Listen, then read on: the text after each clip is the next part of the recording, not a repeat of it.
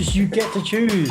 Right? Like here's the scenario. The environment gives us something which can be perceived as negative, can be perceived as not working, can be perceived as problematic. The world's ending. But we get to choose to see it like that, or we get to choose to see it as an opportunity. So clearly that it's my responsibility now to do that for other people.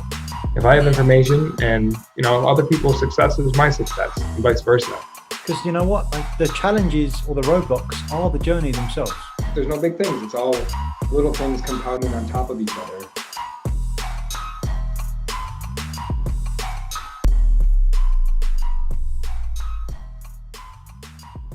On this week's episode of Truth Seekers, we have a Coach's Corner special edition. We talk about and answer questions like how intentional we are about the objects in our environment. When does Coach Nick lean towards action over structure? Hint, always. What does the drive look like from Charlotte to San Diego? And why would we even be talking about that? And finally, how important is it to be precise in your actions when it comes to big, hairy, audacious goals we are shooting for 10 years down the road? All this and much, much more in this week's fantastic episode of Truth Seekers. Thanks for joining us. And welcome to a special edition of Coach's Corner Truth Seekers. Coach Nick Davies, I'm Coach Josh Greco. Coach, what is going on? Special edition, celebrating today, just getting my office back together. It's nice to have some stuff kind of on the wall again, some plants there. So that's what's going on. I'm just enjoying that today. Taking the time, taking a beat. Taking a beat, as they say. Love that. So we had a conversation a couple weeks back about internal, external. The blank walls is coming across to me as like a bit of a cleansing, a restart, a refresh. And now I just feel like first of all, your screen is just it's more full, it's more whole. It's strategic. There's focus to it. Do you feel that? Do I feel the focus from I like where it's at. Yeah, it does feel like that a little bit. Having some books up in the shelf, it's nice. Picture of my girls up there. Yeah, I think about this because here's a secret about my setup here. I actually hate what I have going on here. I've been thinking about a long time for like redoing it and what I would like to have in it, and I just haven't pulled the trigger on anything. So I'm curious if you don't mind sharing. Like our environment is so key to what we do and how we perform and how we show up, right? So how did you go about, like, once you had that fresh start, how did you think about what you were going to put in your background? It's actually a function of what we were just talking about before we hit the record button there. Iteration, with a lean towards action and not structure. It's like Christine, my wife, will see a room and then she'll know what needs to go in it or what she thinks she needs to go in it, right? And then she'll ask me, and I'm like, well, let's put it in there, and then I'll let you know. Like, I can't tell you before it's done. How can I possibly do that, right? I can't. So I don't have that vision. So that's why it prevents me from doing something if I think about knowing how it needs to be. So that's why I purposely lean into the action rather than the structure. And so I think about what I've got going on here. Well, this bookshelf was bought in our last house to hold drinks downstairs, and until recently it was downstairs as a bookshelf. So I've actually only been able to use it. So it's like it just became available. It wasn't necessarily planned to put in there. Like, I'll put that in there. The pictures I've had one for a long time, with one before me, and I've got another one which was kind of just hanging out because it had nowhere to go. And the other stuff was just like things that I picked up along the way, which I thought would be nice to have at some point. So it definitely wasn't here's your blank slate, fill the blank slate.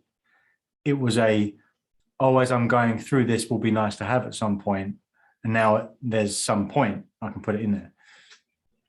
Almost like a let it be easy. Like this is available and I need something to put in there. So married. Yeah, absolutely. Because I definitely get a reaction to, let's take everything out of what's there already and then we'll get new stuff to fill it in. It's like, well, what if the thing that we're taking out is what I want to put back in? Now I've got to go buy a new one. It's like, no thanks. And I'd rather Exactly. Let it be easy. Even if it's not right, it's like it's right for right now. I like that. All right. So should I just scrap everything in my background and then just throw some new things in there? Like, was there anything that is showing up right now that wasn't in the original, and vice versa? Was there anything that you started with that you're like, I gotta tweak that? As everything I have right now was I did not buy purposely for this space. But I guess I always knew I wanted stuff that I could refer to, which allows me to create an environment of holding a standard more. So I have references to go to. Actually, I suppose in that respect is purposeful. Like you want to know about Arnold and his quote. And I shared this yesterday with someone and with two people on the Zoom, and we started talking about Arnold Schwarzenegger for 15 minutes. That's helpful because it's all up in the standard. Same thing for my other picture here. And then I can talk about like my girls, and then I can talk about the flag, my BS flag, my belief systems flag, and then I can always reference to a bunch of books that are up there as well. Yeah, got my flag. Well, you just gave me an idea. So you ever watch the show Pardon the Interruption? No, I haven't. It's on ESPN. I used to like it. Now I think it's I don't know, it's a waste of time. But anyway, judgment aside, it's these analysts that come on and talk about sporting events and what's going on in the sporting world. And there's a guy, he used to be on the show. I think he's long gone. His name is Woody Page. I think he's a sports writer. And in his background, he had a whiteboard and there was a different comedic quote every episode. And I have one of those right here. So now my mind is training with, like, I love the Arnold quote, right? It probably applies to different people in different situations, but you use it more than once. So whatever quote is resonating with me on that day, or I actually have a client that I share an inspirational quote with every morning by 6 a.m. We got to text each other. So maybe I use that and I put it on in my background, and it's just like something that comes up during the coaching conversations. So you got my mind's running right now. Yeah, it's more ways to win, right? Just ways to go to. Because if all else fails, I can just turn around and go, "Are you doing this right now?" Right. You can have one of those ticker tape parades, like a stock graph, like behind, like going across, like for quotes. Yeah. You want those every day? I guess here's the principle for me, is that it's just keeping the things that are important in front of you. Yeah. And I've been thinking about this a lot lately in the literature I've been reading, the books and the journaling I've been doing, is how much we're programmed, and our mind is just patterns, right? It's a mind scan, 65,000 thoughts every single day, 95% of the same thoughts as the day before. It requires constant awareness, checking back in with that, because it's so true even when we think it's not, because we're part of that statistic, even if we're aware of it. So it's just that's the reminder for me, is becoming aware of those things and being intentional about what you're programming your mind with. So that's the purpose of having things in your environment, is because when you look around, you're basically programming your mind to embody those things, right? That's the whole purpose of being intentional about your environment. Absolutely. And think about it when it comes to repetition. Repetition is mother of skill. You choose to coach. You've got, let's say, 5 to 10 coaching calls in a day. Maybe stack that day a little bit. And not only do you get to impact those people's lives in the moment, but you get 5 to 10 new reps. And if you've done a bunch of reps, those 5 to 10 new reps don't feel an awful lot different to the thousands you've done before. And there's still more reps, right? It's still cementing those patterns deep, deep, deep. And like, if it's stuff that you're doing that you like, that's going to be good for you, it's going to bring good stuff at the end of the day. Like, and that end of the day is relative to that next milestone, that next year, that next decade, that next part of your life, right? Because what you put in is what you get out. That's it. That's a new level of understanding for me about that. Like, how many times have I heard you get what you put into it, or you get out what you put in? Yeah. Yeah, because mostly that's thought of in an instant gratification type way. I show up in this scenario, in this outcome, in this portion of my day, if I'm in a good place and if I'm committed to myself and be the best version of myself, then likely I'm going to get a good outcome. But if I'm consistently working out 3 to 4 times a week for a decade, after a decade, regardless of the ups and downs, I'm going to be in a significant better place than if I'd never done that before. It makes me wonder what else that principle applies to. Like, that's the working out version. What's the version of being the most prolific author that exists, or like the best athlete, or like whatever big goal? I'm fascinated by big long-term goals, and I've been talking to my clients a lot about that, because on the surface, people have trouble with it, right? I don't know what I'm having for dinner tonight. You want me to, tell you about a vision I have 10 years down the road? But it's just, we create, like, if we look around today, we've created everything in our environment now, whether we knew it or not. That's what we were doing, was creating that. So understanding that principle, we can create whatever we want. So 10 years is such a long time. Make it bigger than you ever dreamed possible, than you think you're even capable of. Make it so that in order for it to come true, miracles have to happen, or things have to fall into place, and a team of people has to be surrounding you. Because the fun part is, you don't have to figure that stuff out right now. You don't have to worry about the how at all. But you have to create something that is big enough to draw you towards it. Because then that gives you purpose to everything that you do, and every morning that you wake up. Yeah, like you've got to know that it's directional. Like we can predict the future. If you and I go for a walk of 1,000 steps, and we head east, and we know how quickly our steps are going to be and how wide our strides are, we can actually predict where we're going to be in the future. Right? Just like if you're driving from Charlotte to San Diego, we could put in the GPS and it will tell us pretty accurately when we're going to arrive, because it's a journey, right? But just like in that same circumstance, when we're programming that, like we want to start going now. So what we don't want is to be waiting on the driveway going, what's the address? It's San Diego. It's like, yeah, but I've got to look it up. Okay, so well, look it up on your phone. Well, I don't know if I've got it on my phone. I've got to phone someone else. Okay, well, you phone someone else, they don't answer. You're like, oh shit, I haven't got the full address, so we can't go yet. It's like, no, just put California on your phone, right? It's like, that's good enough. But just do something. It's directional. So let me just challenge you on that, where maybe the analogy breaks down for me, is that, the putting in the GPS shows you the way, right? But I think with a big vision, or like a huge journey, maybe that's all you have, is the starting point and the destination. Like, you definitely don't have all the stuff in between. Would you agree with that? Yeah, but like, how far could you get to California without a map? I could get pretty close. Yeah. California, yes. Maybe not San Diego. Maybe not San Diego. Yeah. Right. Yeah. Well, maybe that's close to the border, so I just go along the border there. Yeah.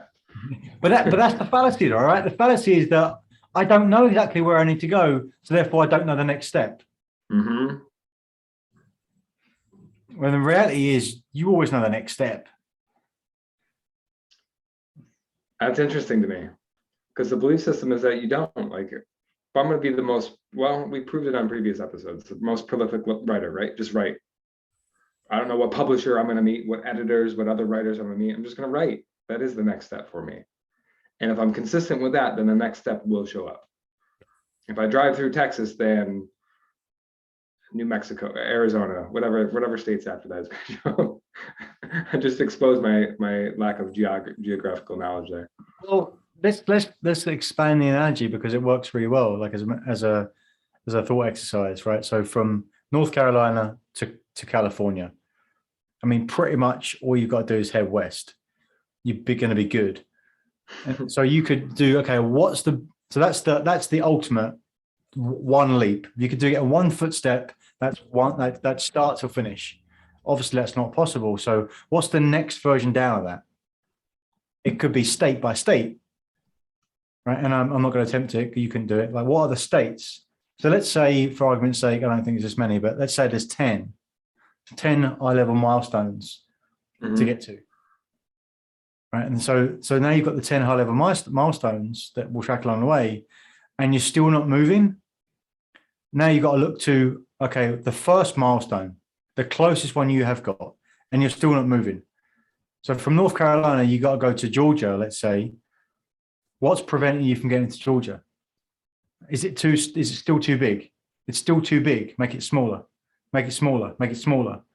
So then there's the next version down. So you've got the states, then underneath that, you've got the city, you've got the counties perhaps, and then you've got the cities, and then you've got the streets. And then you got to get in the car. And so it might be the next step isn't anything to do with where you're going. It's put your toothbrush in your bag. Yeah, I just had a breakthrough while you were speaking there. So you have to think of the different precision you have to have on a long trip versus a short trip, right? You said a short-term goal that I want to have something for dinner tonight. I have to, like, it's so clear that what I have to do to eat that dinner, I have to go buy it, right? With a long-term goal, I just got to get going. I just have to start. Like, it doesn't even matter what it is. I just have to drive west. If I want to go to the library, I have to make sure the car is navigating in the right place. Because if I'm off just slightly, I could arrive at some vastly different destination pretty easily without having the address. So that's a pretty good breakthrough for me with those long-term goals. It matters less of what it is. It's just so much as actually doing something about it and taking the steps in that direction. Yeah. The worst thing you can do is nothing. And so when you get to Georgia, you're like, oh, okay, where should I go now? And then you could find the next step from there. And then you go, okay, well, what's the relative big next step? And then it's going to be, then you can figure out the next state. And then you might think as well that, goodness, that's a long thing to figure out. I've got to figure out the roads, the towns, the counties, then the states, and there's 10 states. That's a lot of shit. But the reality is, as you go along, you're going to learn more and more and get quicker at those things, and you'll start to be able to leapfrog that stuff. So by the time you get to the end, it's like, well, I don't even need to figure out like what the route is through this next step, this state. I can just go straight through it. Because I've been here before. It's a different state, but the principles are the same. Yeah. You learn along the way. You learn more of the tricks and the secret. And there's no substitute for experience. Like as soon as you do that, then you have it. Yeah. Just to add one more wrinkle into that analogy, depends why. Like, so if a loved one from my family is being threatened, right, or could pass away, I'm going to do whatever it takes to get there. I'm going to ask people for directions. If I'm just on a vacation, I got 2 weeks to kill, my path is going to be very different. So just to think about that too is, we talked about that before too, just creating the urgency. What's the urgency for those 10 years? It's almost like an oxymoron, but I think it works. I think there's some, like, if I really, really want to be prolific, the most prolific writer right now, I got to do what it takes. I got to get serious about taking those actions. Just do it. Yeah. And so that now you're talking about attaching the time to the journey itself, right? Because then if you know that you've got, let's say, a month to make that journey driving between North Carolina and California, I've got a month. I'll start next week. But if you know that if you break it down, you've got these 10 milestones, and each of those milestones we can guess like how much it's going to take, and then you bring it back down to, okay, like you actually need to get to Georgia tomorrow afternoon in order to stop at the places you want to stop on the way. You're going to have an oh shit moment, and you're going to get that toothbrush. That's the urgency you need to get to be the most prolific author in the world in 10 years, because you've got to bring it back down to today where the rubber meets the road. And if you lose some of that motivation, then you've got to go back to painting the picture of what it is in California you're going to in the first place. We've got to make sure that we know that if me and you're going on that journey to California, we're going to San Diego, but more importantly than that, we're going to Main Street, San Diego. And then there's a bar on Main Street, San Diego, and we talked about this before. There's Josh's bar. In fact, it's Josh's and Nick's bar, and they have an old fashioned, which might be a virgin old fashioned, for us to drink when we get there. And it's very specific, and they only do it and they only make it at a certain time of the year. And you know what? When we get there, we're actually going to have a whole bunch of people to work with as well, because that's part of the plan for us to get in there as well. And all our favorite people are going to be there when we get there. And if we don't get there within a certain time, we're going to miss them. And we get paid for the journey itself, and we get paid everything. And like, it's really important for us to be there. It's creating the leverage and to get there as well, and reminding ourselves what it is, because we easily forget about shit. I can't wait to go to San Diego with you, Coach. I'm looking forward to it. Just let me know the date, and we're on the road trip. Yeah. All right, takeaways. So I mentioned mine earlier. I think my breakthrough today is that precision is not needed for these long-term big goals. Just getting started. I don't need to know exactly what I need to do or exactly what direction I need to go. Just generally speaking, what do I got to do? Get started, and then clarity will come along the way. Yeah, there's a Bruce Lee quote which I really like, is sometimes the goal is nothing but something to aim at. And it just gives you some direction. It's such a great reminder, and like the reminder of the commitment and the urgency. I think a lot of times as a coach, I tend to assume people are thinking in the same level of anything's possible. Where's your damn urgency? How important is it to you? Are you really committed? And most people aren't thinking like that. And they might even say it, but they're not really being truthful to themselves. And it easily dissipates. And so it's a great reminder, massively important. Love it. When you're committed, there's always a way. Final note in my earpiece, New Mexico is on the other side of Texas, just for all the geography freaks out there. So just wanted to clear the air there. Coach, thank you for joining another episode. Yes. Utah, Nevada, California. Yeah, something like that. Next week, tune in next week for our geography session with coaches Nick Davies and Josh Greco. Thanks, Coach. Coach.